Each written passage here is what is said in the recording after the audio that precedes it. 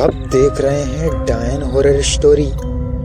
तो चलिए आज की कहानी की शुरुआत करते हैं। एक बार की बात है, हीरापुर नाम का एक गांव था। उस गांव के बीचों बीच एक पेड़ था जिसके नीचे एक चबूतरा बना हुआ था जिस पर लोग बैठा करते थे। शाम होते ही आसपास के बच्चे उस पेड़ के नीचे आकर बैठ जाया करते थे। फिर उन बच्चों को एक बूढ़े दादाजी कहानी सुनाया करते थे। वह दादाजी उन सभी बच्चों को रोज नई नई कहानियां सुनाया करते थे। वह उन्हें सभी प्रकार की कहानियां जैसे कि भूतों और परियों की कहानियां सुनाया करते थे। एक बार की बात है, सभी बच्चे शाम होते ही उस पेड़ के नीचे बैठ जाते हैं और कुछ ही देर में दादाजी भी अपने घर से आ जाते हैं। फिर दादाजी उस चबूतरे पर बैठकर सभी को कहानी सुनाने लगते हैं। दादाजी बोलते हैं कि सभी लोग कहानी बड़े ध्यान से सुनना। फिर दादाजी कहानी को स्टार्ट करते हैं और बोलते हैं कि बहुत समय पहले की बात है। एक छोटे से गांव में एक बहुत ही भयानक पेड़ था। लोग कहते थे कि उस पेड़ के पास जाना बहुत ही खतरनाक है। उसे देखकर ही लोगों की रूह कांपने लगती थी। जो भी उस पेड़ को देखता था वहां एक भूत जैसी आकृति बनने लग जाती थी। इसीलिए कोई भी उस पेड़ के नजदीक नहीं जाता था और उस पेड़ को ज्यादा देर तक देखना मानो कि मौत को गले लगाने जैसा था। सभी बच्चे स्टोरी बड़े ध्यान से सुन रहे थे और उन्हें डर भी लग रहा था। एक बार एक राजू नाम के गांव के व्यक्ति ने ही सोचा कि ये सिर्फ मनगढ़ंत कहानी है, उस पेड़ के पास कोई भूत नहीं है, वह पेड़ बस पुराना ही है।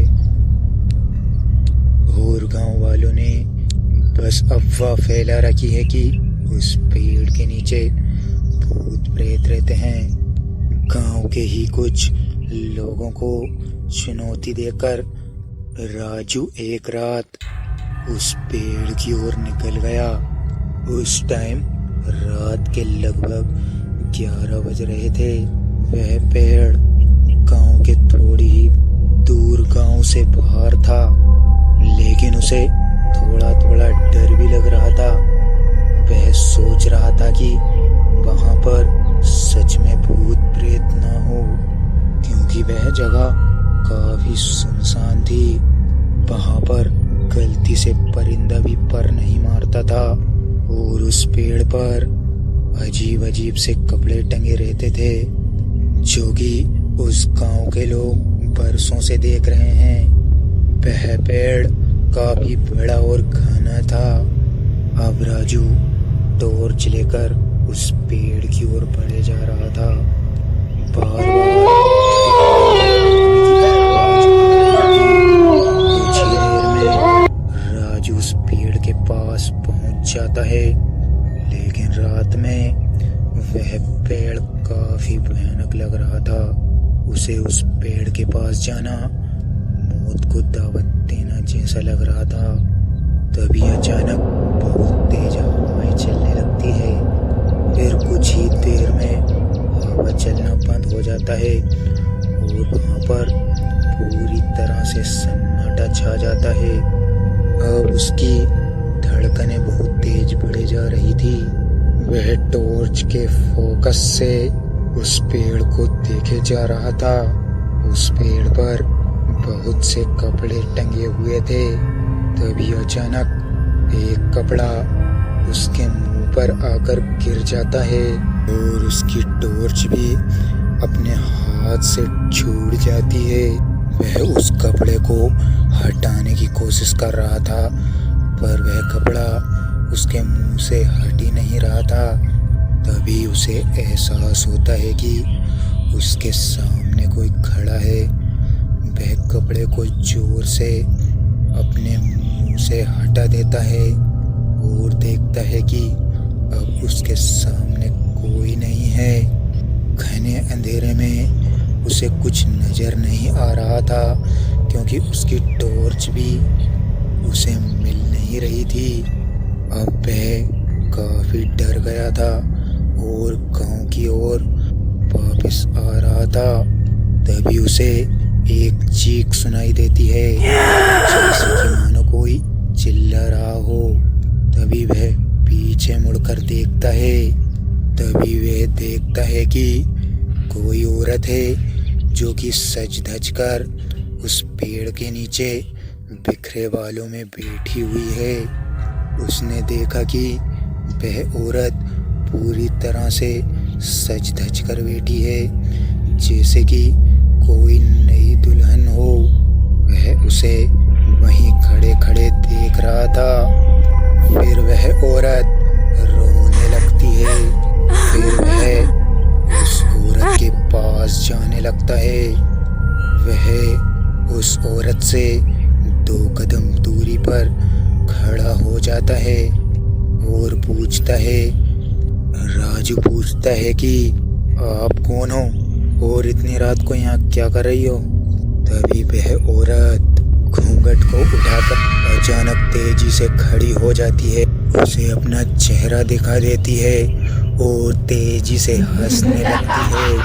तभी वह इतना डर जाता है कि डर की वजह से वह पीछे की ओर गिर जाता है। अब वह औरत उसकी ओर बढ़ने लगती है।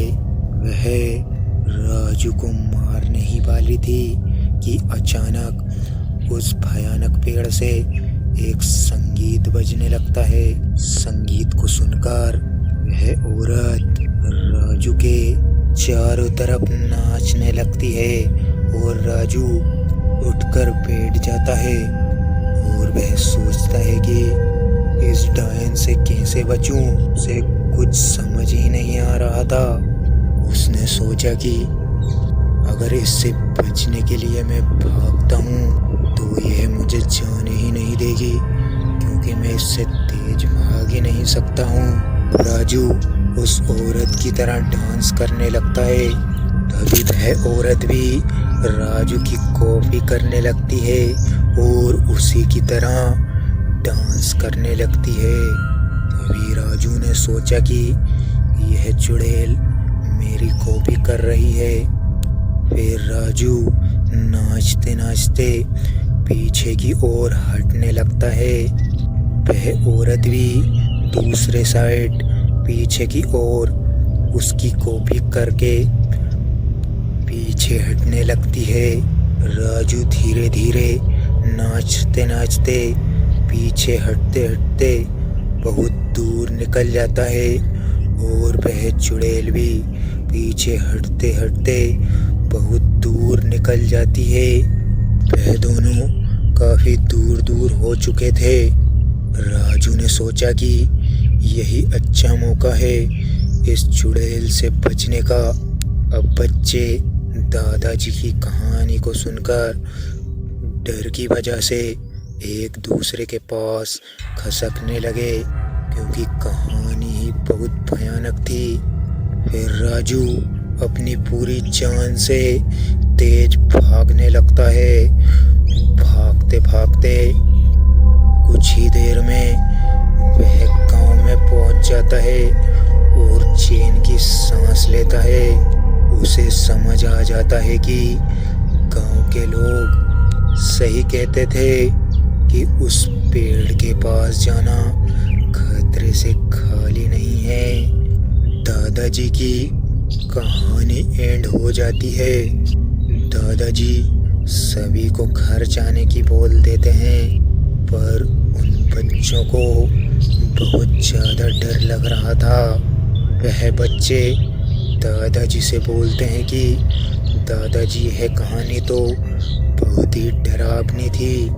फिर सभी लोग अपने अपने घर चले जाते हैं। तो दोस्तों, कहानी आपको कैसी लगी? जाने से पहले चैनल को सब्सक्राइब कर देना और वीडियो को लाइक कर देना। आज की कहानी में बस इतना ही। मिलते हैं किसी खौफनाक कहानी